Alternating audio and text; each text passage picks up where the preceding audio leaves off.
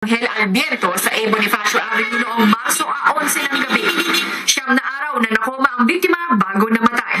Inamin niya na siya ang may dala ng vehikulong binabanggit na sangkot dito sa insidente.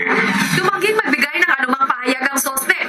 Pero ayon sa kanyang abogado, inamin din daw ni Garcia na isinakay niya ang biktima sa minamanehong sasakyan matapos mabundol.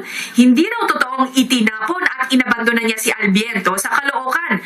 Humingi raw siya ng tulong sa kanyang mga kaibigan para dalhin sa ospital ang biktima. Hindi naman inabandona, hindi naman pinabayaan. Maraming tumakbo sa isip niya. Naisip niya na dahil nasa vicinity rin naman siya ng mga kaibigan niya, humingi siya ng tulong. Hiniram daw ng suspect ang green na Revo na pagmamayari ng kaibigang si Rowena Macatao na Chief of Staff ng Office of the Vice Mayor ng Quezon City. Bagamat di direktang sangkot sa insidente, nag-abot naman ng tulong si Macatao sa pamilya ng biktima para sa gastusin sa ospital at burol.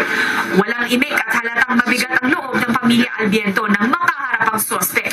Pero malaking tulong daw na lumutang na ito. God's will na rin kasi bago mamatay yung daddy ko, parang na-workout na lahat-lahat bago pa siya mamatay. So naging okay na rin. Medyo naibsan nila yung sa akin. Pero balak pa rin nilang ituloy ang pagsasampa ng kasong reckless imprudence resulting in homicide at abandonment of one's own victim laban kay Garcia.